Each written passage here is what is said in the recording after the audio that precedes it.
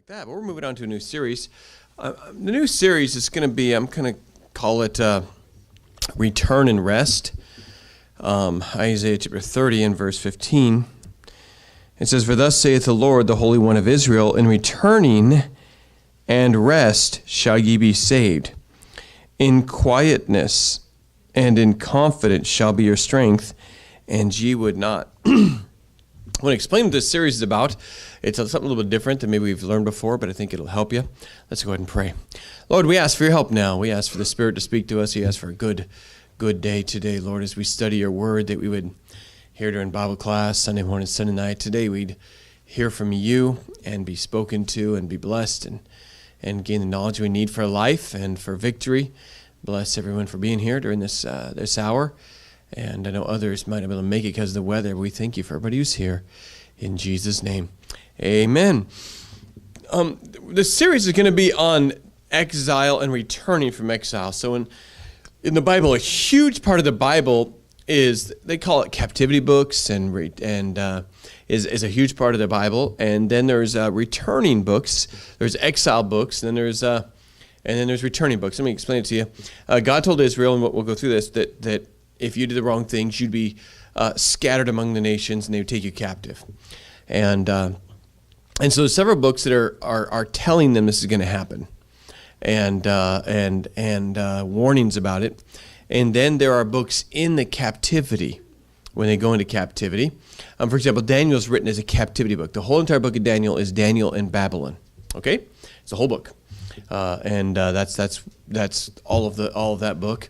And then there is the return, okay? So if you understand how much the Bible that is, okay? It starts in 2 Chronicles, you go into captivity. Ezra, Nehemiah is part of the return. Esther has a little bit to do with it because they are there and in exile. In Persia is part of it. Isaiah, Jeremiah, Lamentations, Ezekiel. Those are all books of prophesying shortly before and during the exile.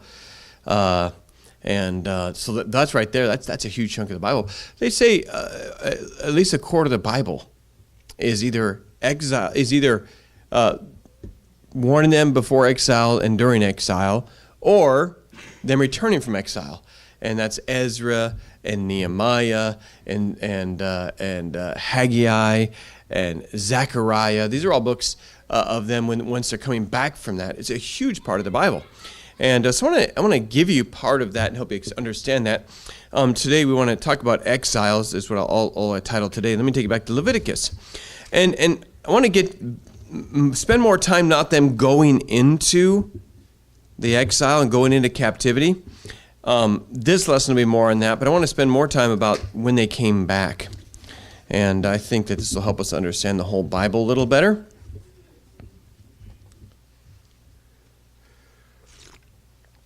But today I'm going to talk about exile, or being taken away. You would almost say exiles when you were sent off to Alcatraz or something, where you get sent somewhere in trouble, and you are just going to stay there for a while. And that's what Israel had. So way back in Leviticus is warnings about this. God kind of tells them, if you do these things will happen to you. And this is part of the covenant. So understand this. People who don't understand the Lord don't understand this is why God does this. Israel got a covenant with God. That covenant was a two-sided thing. And I want so bad to get ahead of myself for Sunday morning's message, but a covenant is a deal. God says, I will do all of these things for you. I will be your God. I will bless your crops. I will give you a promised land. I will be with you in a special way. I will protect you from your enemies. I will dwell among you. I'm going to do all these things, and in return, you will do these things. Okay, and then so they said yes, we want that covenant. And he says, now part of that covenant is if you don't do these things, because we are in a deal here. If you don't do these things, then these things will happen. Let's take a car deal. You say, I want that car, but I can't afford it. So you decide to get a loan and make payments. And so you go and get a loan, and now you have the car, right? Because of the covenant you made with the bank, you can now drive the car, though you don't have enough money to buy the car, right? You follow that? Is that the whole deal? No. Bank just, if you don't pay, what's the bank do? They come get the car. That's part of the deal. So you see that in the blessing of the covenant, you also got things if you don't fulfill your side. Okay, God always fulfills his side. God cannot lie. God never doesn't fulfill his covenant. He made a covenant to Abraham. Your seed would have the land of Israel forever. And he still is going to fulfill that. And he has to, and he will, and God never breaks his covenant. But he puts a caveat, knowing mankind's nature, that we would say, oh, God's going to do this no matter what, so I'm going to go ahead and do these bad things. And so God makes in his covenant that if you guys do these things, basically what he says, I'm going to forsake you, and I'm going to let your enemies come get you, and I'm going to scatter you out of your land. You're going to lose that land that's so precious, and you'll be scattered and taken into captivity, and you will be underneath somebody else's authority, and that's part of the deal. So this is Leviticus 26, it says this, and verse 14, it says, and if you will not hearken unto me, and not do all these commandments, then he says, I'm going to add to you problems. You're going to have troubles. Verse 17, I will set my face against you. This is Leviticus 26. And I will set my face against you, and ye shall be slain before your enemies. They that hate you shall reign over you, and ye shall flee when none pursue you. And if you will not, for all this, hearken unto me. So God says, I'm going to do this in stages. First thing, you're going to lose some battles. And if then you won't listen to me, then this will happen. And he says, and if you will not for all this hearken unto me, then I'll punish you 7 times more for your sins. And I'll break the pride of your power, and I will make your heaven as iron, and your earth as brass. It's going to be hard to grow anything, and you're going to have heat, and your crops are going to come forth. And your strength shall be spent in vain, for your hand shall not yield or increase, neither shall the trees of the land yield their fruits. So that's that's what's going to happen if you don't do these things. And he continues on. Verse 23, and if you will not be reformed by me by these things, but will contrary unto me. So this is the next stage. Okay, your crops are going to fail. First your enemies come. Hopefully you learn your lesson. If you don't, then I'm going to let your crops fail. And you're going to spend all your labor and not grow anything. If that doesn't do it, then we'll do this. Then will I also walk contrary unto you, and will punish you yet 7 times for your sins. And I will bring a sword upon you, and shall avenge the quarrel of my covenant. And when you are gathered together within your cities, I will send pestilence among you, and you shall be delivered to the hand of your enemy. And if you don't do these things. And then verse 28, then will I walk contrary unto you, and in fury, and even I will chastise you 7 times for your sins. And eventually, and he goes through this process, if you don't do these things, I'm going to do these things. And eventually, in verse 33, it says, eventually what happens is, and I will scatter you among the heathen, will draw out a sword after you, and your land shall be desolate, and your cities waste. And then shall the land enjoy your Sabbaths as long as it lieth desolate, and ye be in your enemy's land. Even then shall the land rest and enjoy your Sabbaths, and as long as it lieth desolate. So one of the things God talks to him about is you got to keep my Sabbaths, and there's a lot of Sabbaths, the Sabbath day, but also the Sabbath year. And you're supposed to let the land rest in the 7th year. And he says, if you don't do that, I will let my land rest. It might just be because you're not there anymore, but we're gonna make up for it. So God says, this is another stage of this thing. And so he continues on, and he says, this is what happens, and this is what happens. But eventually, at the end of them not repenting, after God keeps on going in stages, he says, I'm going to send you, and he does this in Deuteronomy. He says it very clearly in several places. I'm going to take you, and you're going to go and be captive in another nation. I'm going to take you out of the land, and you will be scattered. And that is part of the deal. And that's what we do. And let's see, verse 44. Let's just finish this up. Verse 43 and 44. And the land shall be left of them, and shall enjoy your Sabbath, while she lieth desolate without them. And they shall accept of the punishment of their iniquity, because they despise my judgments, because their soul abhorreth my statutes. And yet for all that, when they be in the land of their enemies, I will not cast them away, neither will I abhor them to destroy them utterly, and to break my covenant with them, for I am the Lord their God. Even to understand, God says, hey, even though I'm going to do this to you, I'm not going to forsake you completely. I will keep you alive. You won't do what every other nation in history has done, which is assimilate, and become part of that nation, and your people, you will still be Jewish. I will still bless you wherever you are. You'll prosper there. That's why Jews, you go to South Africa, you go to New Guinea, you go to Japan, doesn't matter where you go, you will find prosperous Jews there. Anywhere in the world. That's fact.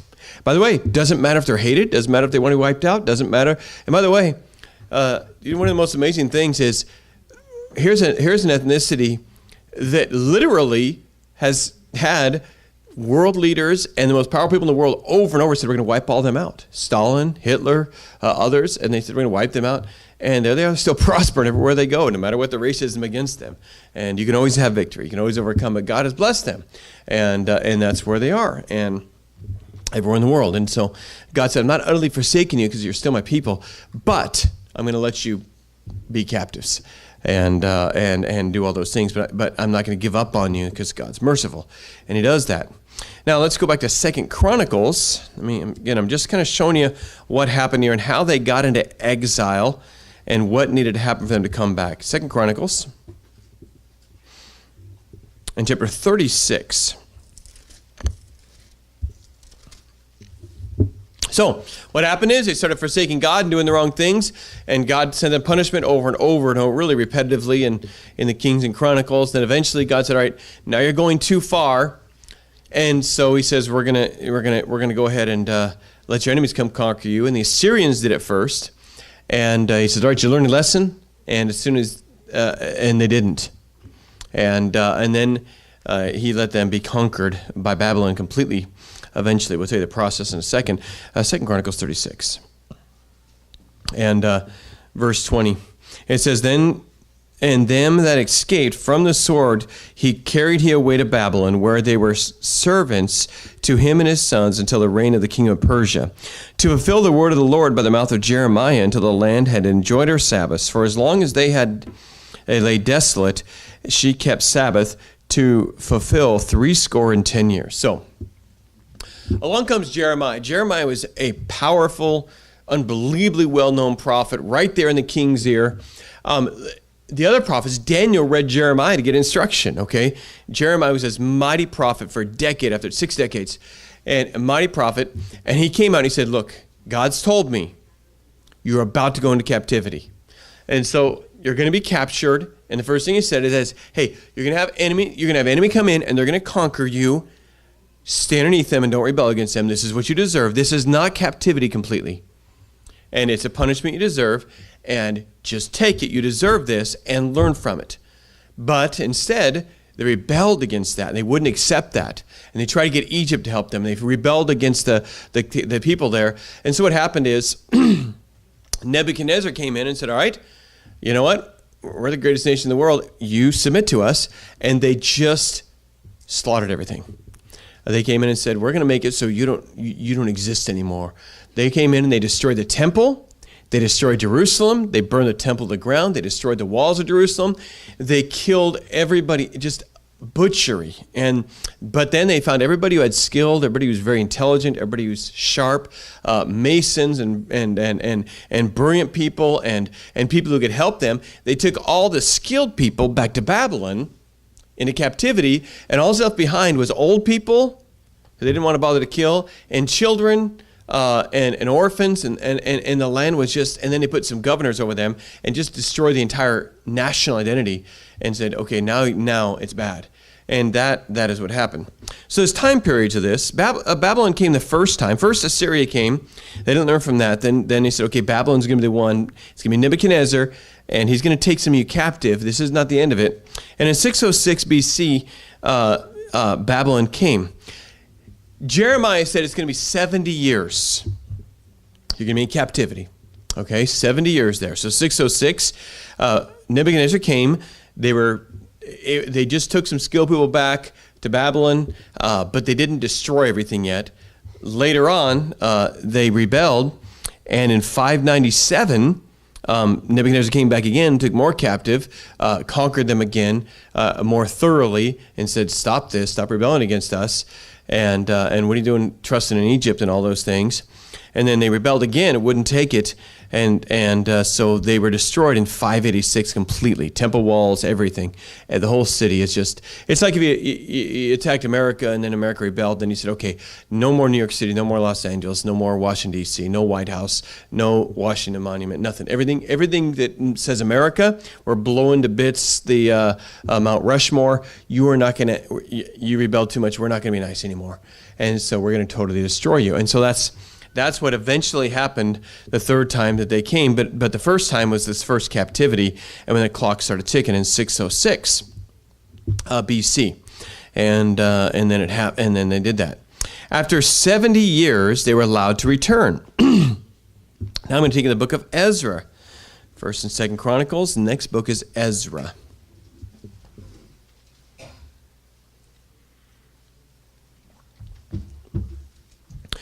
So, 606 starts, 70 years later, this is BC, so you go the smaller numbers as you get further in years. You go to 536 BC, and 70 years is up. And Ezra chapter 1, and verse 1, it says, Now the first year of Cyrus, king of Persia, that the word of the Lord by the mouth of Jeremiah might be fulfilled, the Lord stirred up the spirit of Cyrus, king of Persia, and made a proclamation throughout all his kingdom, and he put it also in writing. Okay, here's what happened. Babylon conquered Israel, and then Persia came in and conquered Babylon. So, for example, Daniel was in Babylon. He told them, hey, you're going to be conquered tonight. He was a prophet. Persia came in and conquered him, and they said, hey, this Daniel guy's very valuable. Don't hurt him. And so Persia came in, destroyed Babylon, but kept the Jews, many of the Jews alive, kept some of the Babylonians alive, and conquered them. And then one of the kings, Cyrus, says, hey, Israel, your time's done. Now, the Jews who knew what Jeremiah had said already knew, hey, the 70 years have been determined. The 7 years was ending in 536. And so now, it says God stirred this king and said, okay, send the Jews back to the land, the ones who want to go. And so it said, Thus Cyrus king of Persia, the Lord God of heaven, hath given me all kingdoms of the earth, and hath charged me to build him an house which is in Judah. By the way, part of this is because the queen of Persia was a Jew named Esther. That might have been used to do part of this. Who is there among you of all your people, his God be with him? Let him go up to Jerusalem, which is in Judea, and build a house of the Lord of Israel. He is God, which is in Jerusalem. So, all of a sudden, the king says, hey, whoever wants to, go ahead and go back and build your temple and go back to Israel. Because in God's big thing, okay, here's the thing. Here's a beautiful thing to understand.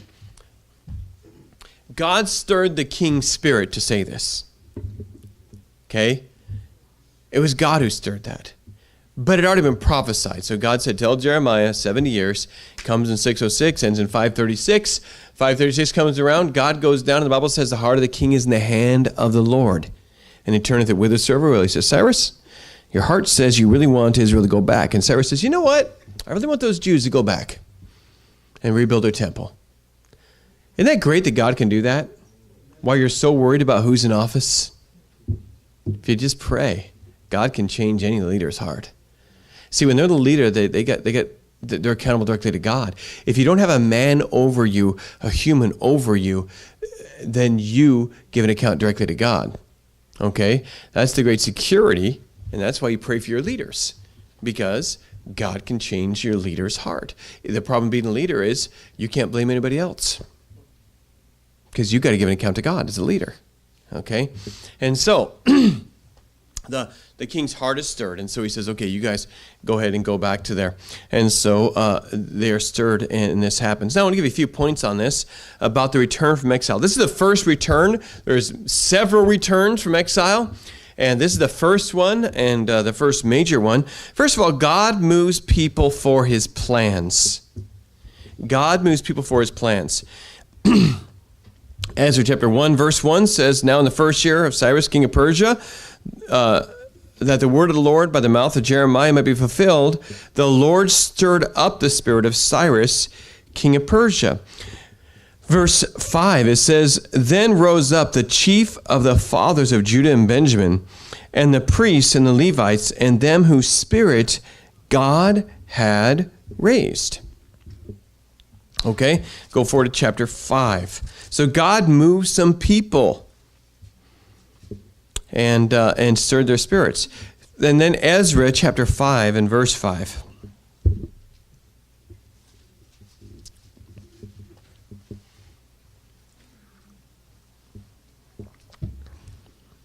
It says, but the eye of their God was upon the elders of the Jews, that they could not cause them to cease. Okay, so God's eye was on some people. God moved some people's hearts. God stirred some people, and God moved some people and did these things. Now, just several things. You've got a bunch of people where God stirs them up, and for His plans, a king, priests, Levites. There's going to be some leaders we're going to mention in a minute here, but God moves those people to do it, and we'll get to those people a little bit later. Next, some people rise up. Chapter 1, verse 5. Chapter 1, verse 5. It says, then rose up the chief of the fathers of Judah and Benjamin, and the priests and the Levites, with all them whose spirit God had raised to go up to Jerusalem to build a house that is to Jerusalem. And all they that were about them strengthened their hands with vessels of silver and gold and goods and with beasts. They prepared and they got all the stuff ready. Now, a couple things to understand about this. Babylon to Persia is, depending on how many people you have, how fast you move. They call it the Fertile Crescent, from Babylon basically, or Persia. It's Iran to Israel. Okay, it's 3 to 4 months depending on how fast you're moving. Okay, it's 1,000 kilometers. How many miles? Who knows miles and kilometer conversion? But that's basic distance it is, and so that's what they would take that. It's not an easy journey. You say that doesn't sound that bad, 1,000 kilometers, or however many miles that is. And look, you don't have MapQuest. You don't have good roads. You don't have cars. You have bandits and heat and desert and dangers and animals and all kinds of things. And you got to take food with you. There's not a lot of grocery stores where you can stop and get a corn dog along the way. And there's not all those things along the way. And it's a hard journey. And a lot of times the elderly would die during the journey and stuff like that. Just traveling, 4 months is hard to do. And so it was a hard trip. They had to leave where they grew up. You understand? 70 years. Okay? How many of you in this room are 70 or under? Raise your hand. All right. So if you're 70 or under, you understand, if you were in Babylon, if you were 70 or under, by the way, it lists a whole bunch of the leaders. Daniel didn't go back. Okay? And people have criticized Daniel for that. There's never a bad... Daniel's one of 3 people in the Bible. There's not a negative thing or a mess up they had. Daniel, Job, maybe kind of, and Jesus. And most everybody else, you find something they messed up on, they slipped up on, because they're all human. I don't think Daniel made a mistake. You got to figure Daniel was taken captive as a young man with skills. How old was he when he was taken captive? 16? Okay, let's just say that. Good guess, somewhere in there. So Daniel was at least 86, okay, when it's time to go back. Daniel might not have been, he probably was alive still, if you put all the Bible chronology together, he's probably still alive, but he's probably late 80s. And he might have been crippled up, might not have been there mentally. I mean, so Daniel, probably not a bad thing, him not going back. But we'll get to that in a second here, but it's a very hard trip. And this is what's their security, their whole life they grew up in. Okay? That's what they were used to. And it's very hard for you to understand that, but how many of you are native-born American? You were born in America? Okay? Can you imagine not just leaving America, but never coming back? Okay, that's the hard part. Is no internet to see how things go in America, no newspapers, no anything. You're just going to leave it and it's done. And they were used to it. They had their homes. They had their careers. They had a lot of things there. It wasn't easy for people to do that. Some people rose up. The number, and Ezra chapter 2 basically lists all the people that went. All the leaders, the families, and what families went, and numbers, and then number of animals. It actually lists the animals and everything else. But when you look at the numbers, basically, that went and took the trip, and when they could go back to Jerusalem and rebuild their nation and go back to the promised land where God promised them, out of the whole nation, about 50,000 went. Now, just so you know, nobody knows the exact number of how many Jews were in there. They went there, a lot of them went there in captivity, and then they bred for 70 years. Okay? People guess, a typical guess is right around 1,750,000, somewhere in there. Okay? Jews were there. Only 50,000 went back. Okay? But understand that this wasn't like leaving America and going back to America, because America is not a promised land that we are promised to inherit, and it's not our national identity. There's not a temple to rebuild in America. There's not the walls of Jerusalem. There's not the city of God where his name is there. There's not a land that God promised for an everlasting inheritance. This is a people who's supposed to be in that land. And God's house was destroyed, and the city, the walls around Jerusalem, which, by the way, there's still walls around Jerusalem, because Jerusalem's supposed to have walls, and they were destroyed. And their country, all the Jews should have went back. And it was a criticism. It was a criticism in the Bible of those who didn't go back. But 50,000 out of 1 million, maybe, say 750,000, went back. Now, a couple thoughts on that. That's not very many. Look at chapter 2 and verse, we'll look at chapter 2 and verse 64 through 67. The whole congregation together was 42,303 score, besides their servants, their maids, of whom there were 7,337. And there were among them 200 singing men and singing women. The horses were 736. Ezra was a scribe, by the way, which means he's a person who copies things, copies the Bible usually. He kept meticulous note down to how many donkeys went back with him, okay? And there were among them 200 singing men. Verse 65, their horses were 736, their mules 240 and 5. 245 mules, if you wanted to know. Their camels 430 and 5. Their asses 6,720. So even the donkeys are counted and all those things. And so they got a pretty good number here, and so that's how many went back. Why is that? Well, I just want to say this. They could stay in captivity, and they were slaves, but as slaves in Babylon more than Persia, but in Persia still, they could own a home, they could buy their way out of slavery, but they would still have to be under the authority of the Persians, but they could at least eventually become free men, okay, eventually, but they weren't total citizens free, okay? And they weren't in God's land where God is going to be there with them and dwell with them. And yet most of them didn't go back and go where God had all his promises. It's hard to leave secure mediocrity or failure.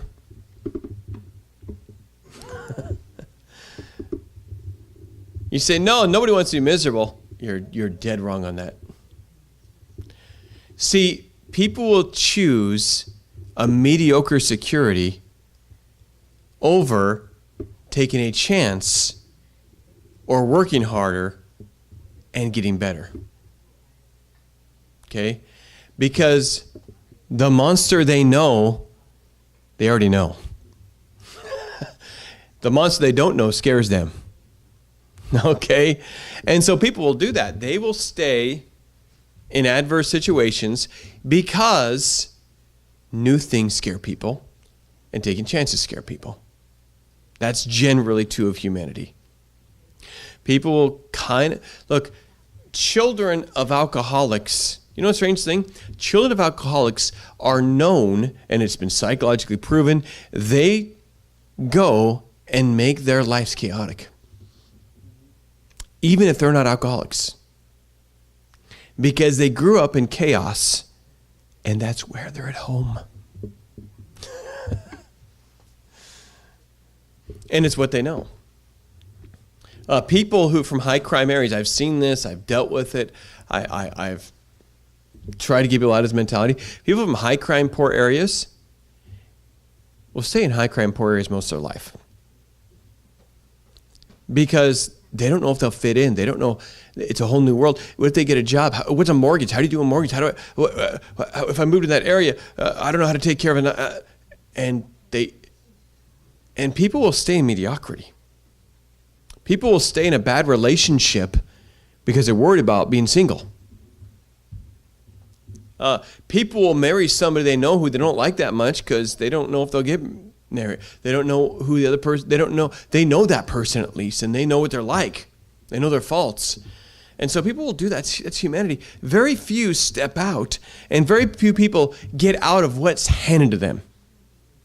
Okay? You walk in a restaurant and they say, do you want a hamburger? And everybody says yes, almost. And somebody says, was there anything else? And says, well, if you want to go climb the stairs, the upstairs, there's steak. Oh, I'll go upstairs and get steak. But most people won't ask. They think, I get a hamburger. That's good enough. And that's kind of how people live. And that's how most of the Jewish people stayed in Persia and lived like that. It's hard to leave secure mediocrity or failure, but it's hard to stay there. Okay? See, you're a mediocre Christian will usually stay a mediocre Christian because that's what they're comfortable with. That's what they're used to. Because it takes effort to change things. It doesn't take much effort to stay where you've always been. Someone once said, if you do what you've always done, you'll always be what you already are and always have what you've always had. I was laughing. Travis, can you hear me? Are you out there? He might be outside. He's doing security today. Here, can you peek your head in for a sec? Travis in the Air Force. And I want to make sure I get your story right. You were in Korea, and you became well-known, and you started moving up in the ranks, got attention because you shined your boots well? That was it, right? I mean, all of a sudden they found you started getting... He took care of his uniform, showed up for work, and he shined his boots well. And he got noted by the higher uppers and started moving up in the rank quicker than everybody else. That pretty much it? What happened? Okay.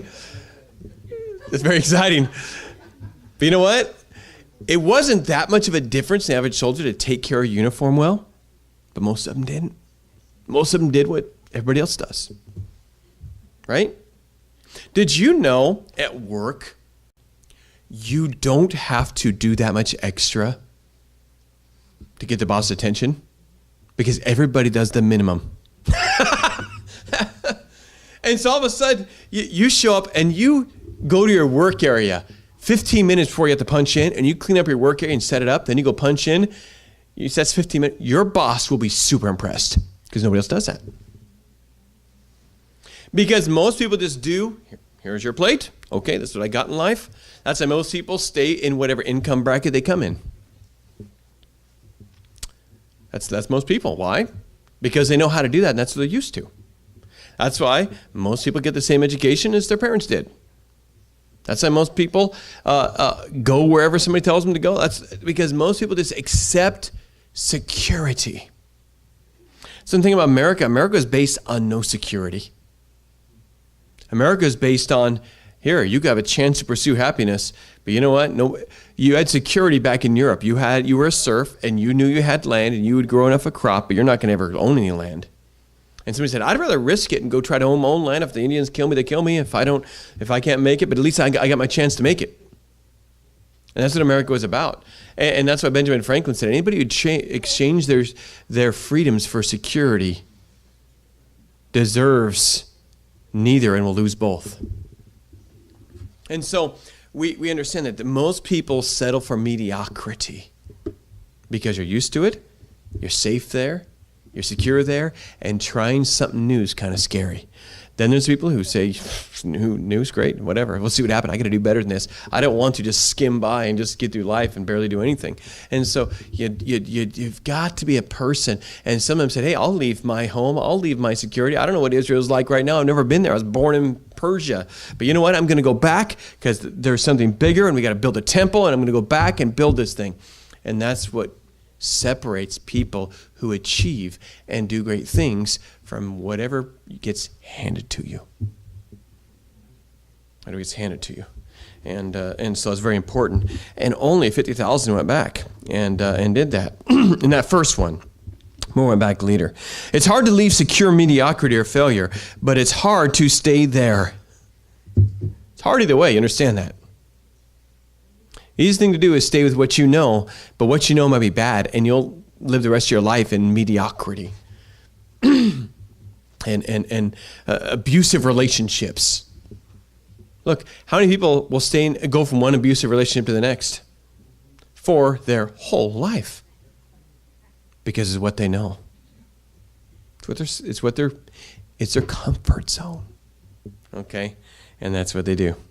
And they have that. I've seen people who fail on purpose. They mess themselves up because they're about to win. And they're not used to winning. And because they're supposed to lose. And because that's what they've always done. And it sounds crazy. There's a psychological term. I don't know the term for it. There's actually a psychological term for that. For people even in races, they're winning the race, and they're afraid to be the person standing there in front of the whole crowd cheering at them, and they're not used to winning, so they slow down a little bit at the end. They could win because that's their comfort zone. Somebody else comes in first. Somebody else always wins. That's just what people do. Don't do that. Next. God provides for those who want to do great things. Good night. I spent a lot of time and I'm late. Chapter 1 and verse 5, God provides for them. First of all, he provided the leaders. Chapter 1, Lord stirred the king of Cyrus. That's amazing. And he did that. Verse 5, it says, then rose up the chief of the fathers of Benjamin and Judah, the priests and the Levites. Okay, the leaders of the nation and the priests and the Levites, the spiritual leaders. Then they rose up.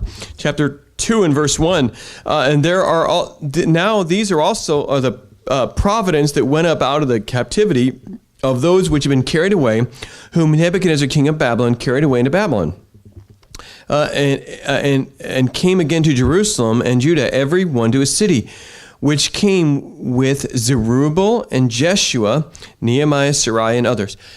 So you have a couple leaders we'll get to next week, but these first two leaders are Zerubbabel. He's going to be the governor of the region. He's going to take over politically for the people and motivate the people. He's going to be the political leader. And Joshua, who's going to be the high priest, he's going to be the spiritual leader. And so God raised up a king and said, send him back. He raised up leaders of families. He raised up Joshua, and he rose up Zerubbabel. And so God provided, first of all, the leaders. And the Levites and the priests and all the people they would need, he raised them up because you need leaders. The next thing, he raised up the people. And chapter 2, verse 6, the children of this guy, of the children of Jeshua, of Joab, 2,812. So it's going to list off families, and a bunch of families, and those leaders, those families are all going to come back, and they're going to go back and rebuild that. Next, the vessels. The vessels are brought back. And, let's see, it's chapter 1 and verse 7. It says, and Cyrus, king of Persia, brought forth the vessels of the house of the Lord, which Nebuchadnezzar had brought forth out of Jerusalem. And he put them in the house of his gods. When they sacked the temple, they took the cups and the candlesticks and all these things. They took the vessels out of God's house and took them in the treasure house of Babylon. Persia took them from Babylon, and he says, hey, this is the stuff that goes in your temple. Here it is. Do you see how God is providing everything they're going to need? God's taking care of it.